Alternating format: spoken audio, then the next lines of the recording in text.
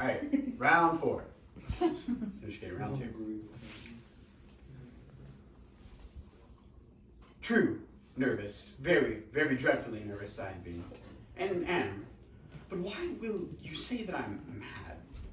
The disease has sharpened my senses, not destroyed, not dulled them.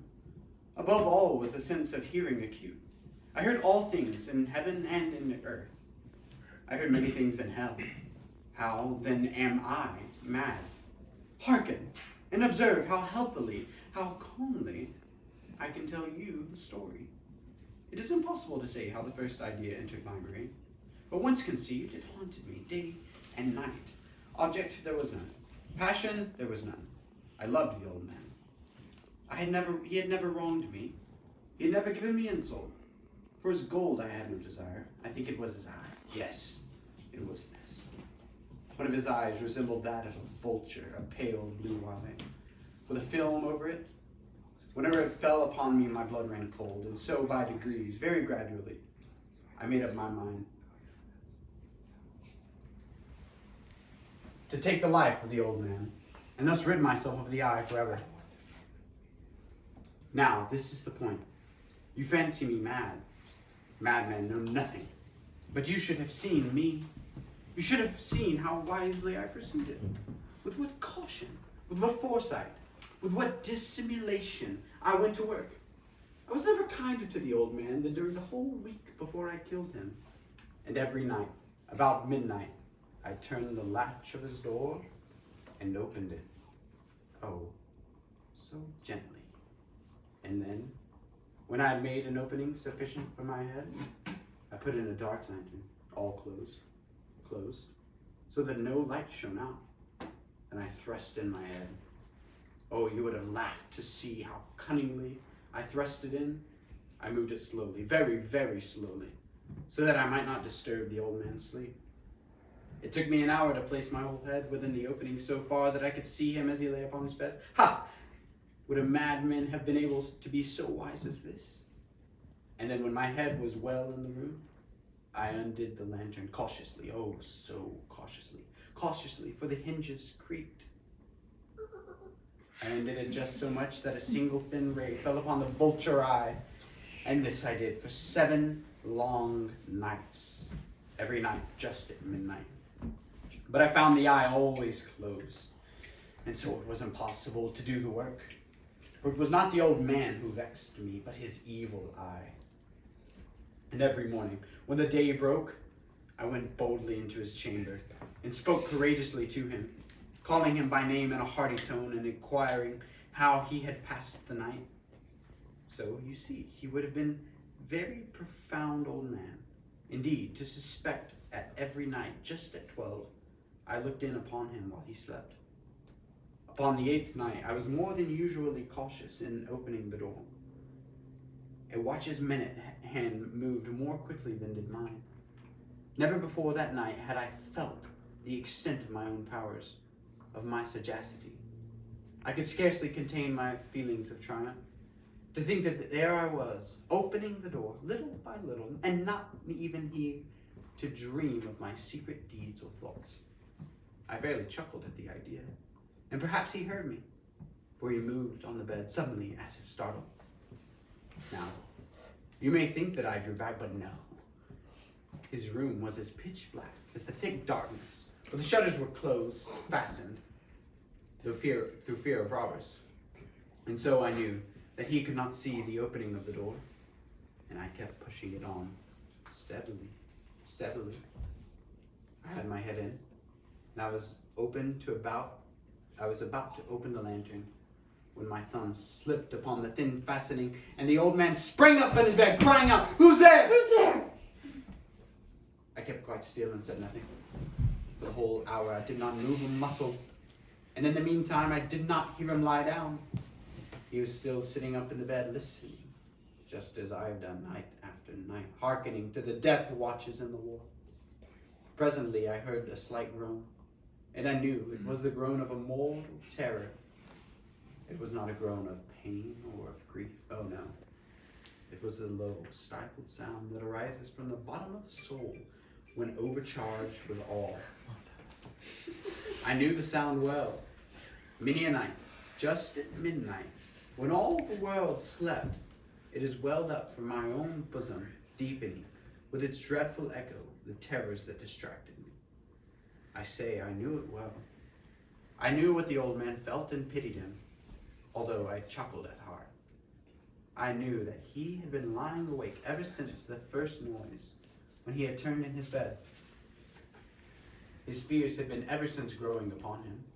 He had been trying to fancy them causeless, but could not. He had been saying to himself, "It is nothing but the wind in the chimney. It is only a mouse crossing the floor. Or is it merely a cricket which has made a single chirp?" Yes, he has been trying to comfort himself with these suppositions, but he had found all in vain. All in vain. Because death, in approaching him, had stalked with his black shadow before him and enveloped the victim. And it was the mournful influence of the unperceived shadow that caused him to feel, although he neither saw nor heard, to feel the presence of my head within the room. When I had waited a long time, very patiently, without hearing him lie down, I resolved to open a very, very little crevice in the lantern. So I opened it. You cannot imagine how stealthily, until, at length, a single dim ray, like the thread of a spider, shot from out of the crevice, and full upon the vulture eye. It was open, wide open, and I grew furious as I gazed upon it. I saw it with perfect distinctness, all a dull blue with a hideous wet veil over it that chilled the very marrow of my bones, but I could see nothing else of the old man's face or person, for I had directed the ray as if by instinct precisely upon the damned spot. And now, have I not told you that what you mistake for madness is but over-acuteness of the senses? Now, I say, there came to my ears a low, dull, quick sound, such as a watch makes when enveloped in cotton. I knew that sound all too well. It was the beating of the old man's heart. It increased my fury, as the beating of the drum stimulates the soldier into courage. But even yet, I refrained and kept still. I scarcely breathed. I held the lantern motionless. I tried how steadily I could maintain the ray upon the eye. Meantime, the hellish tattoo of the heart increased. It grew quicker and quicker and louder in every instant. The old man's terror must have been extreme. It grew louder. I say louder every moment. Do you mark me well? I have told you that I am nervous. So I am. And now, at the dead hour of the night, amid the dreadful silence of that old house, so strange a noise as this excited me to uncontrollable terror. Yet, for some minute longer, I refrained and stood still. But the beating grew louder. Louder. I thought the heart must burst. And now, a new anxiety seized me. The sound would be heard by a neighbor. The old man's hour had come. With a loud yell, I threw open the lantern and leapt into the room. He shrieked once only. In an instant, I dragged him to the floor and pulled out the heavy bed over him. Then I smiled gaily to find the deed so far done. But for many minutes, the heart beat on with a muffled sound. This, however, did not vex me. It would not be heard through the wall. At length, it ceased. The old man was dead. I removed the bed and examined the corpse. Yes, he was stone. Stone dead. I placed my hand upon the heart and held it there many minutes. There was no pulsation. He was stone dead. His eye would trouble me no more. If still you think me mad, you will think so no longer when I describe the wise precautions I took for concealment of the body. The night waned, and I worked hastily, but in silence.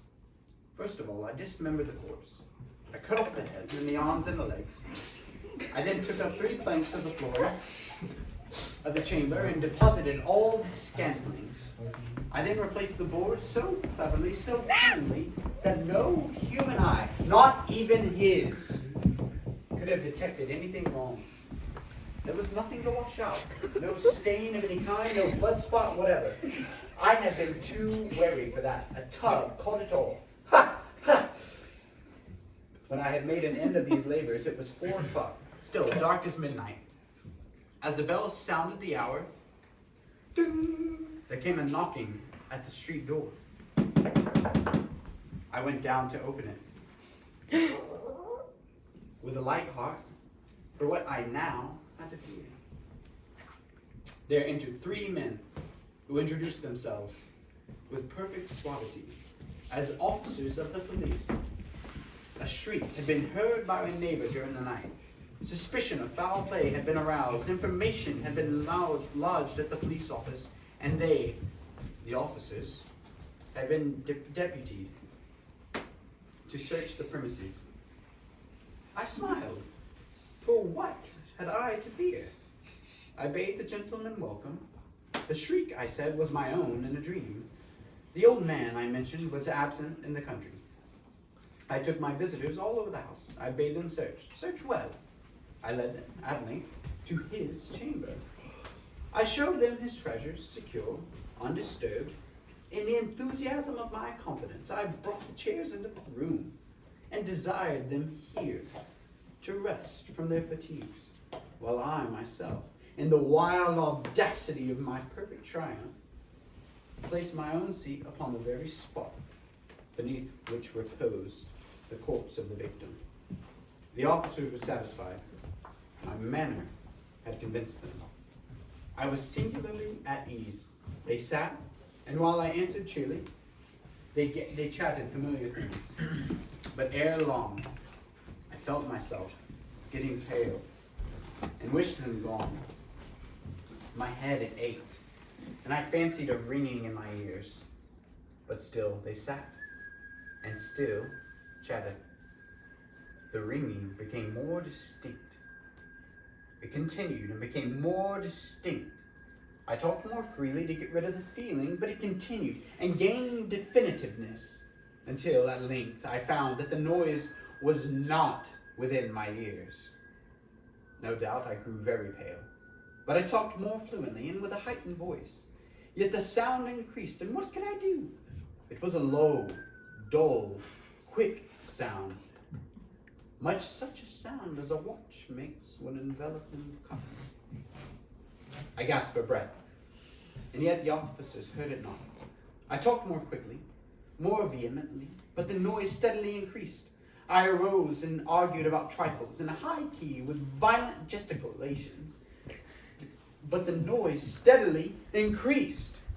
Why would they not be gone?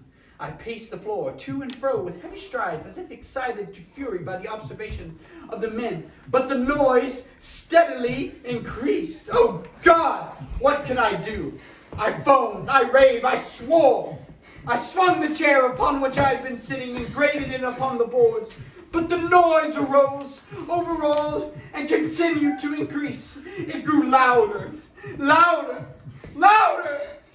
And still the men chatted pleasantly and smiled. Was it possible that they heard not? Almighty God, no! No! They heard. They suspected. They knew. They were making a mockery of my honor. This I thought, and this I think. But anything was better than this agony. Anything was more tolerable than this derision. I could hear those hypocritical smiles no longer. I felt that I must scream or die, and now, again, hark, louder, louder!